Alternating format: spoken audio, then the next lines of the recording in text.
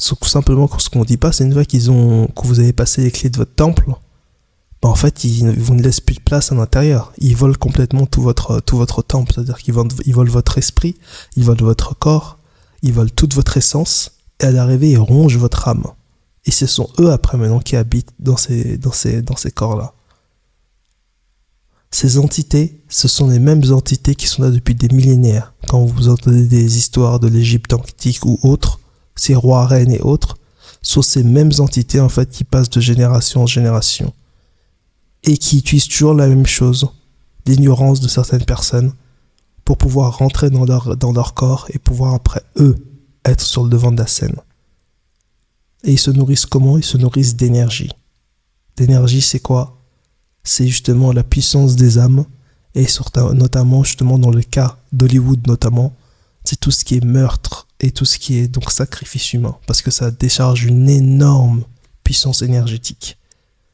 Vous avez également aussi, justement, la partie animale sexuelle. Donc, c'est pour ça que vous voyez toutes ces histoires avec les Weinstein ou autres.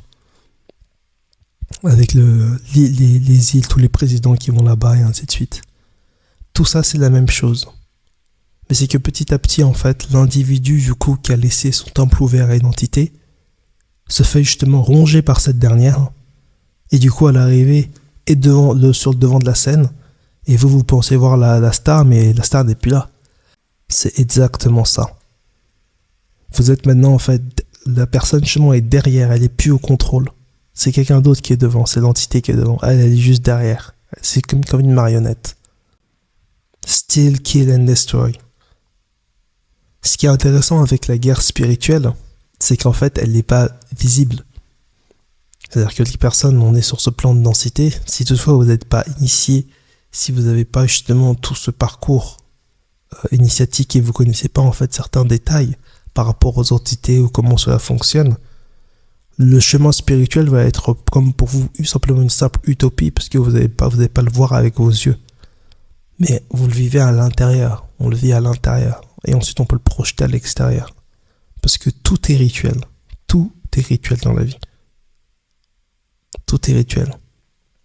Et cette guerre spirituelle, c'est aussi un grand rituel qui est mis en place. Et le grand rituel, c'est quoi? C'est la déception. La déception qui a aujourd'hui beaucoup d'entités dans ce plan-là. Beaucoup de personnes que vous voyez autour de vous. Ça peut être de la famille, des amis, des personnes au travail ou autres. Qui, dans leur enfance, ou qui font partie de sociétés secrètes, et sont en fait possédés par ces entités-là. Des entités du bas astral. Donc vous allez voir Cathy du bureau, vous allez voir comme si c'était votre frère ou autre. Mais derrière, c'est pas ces personnes-là qui sont aux commandes.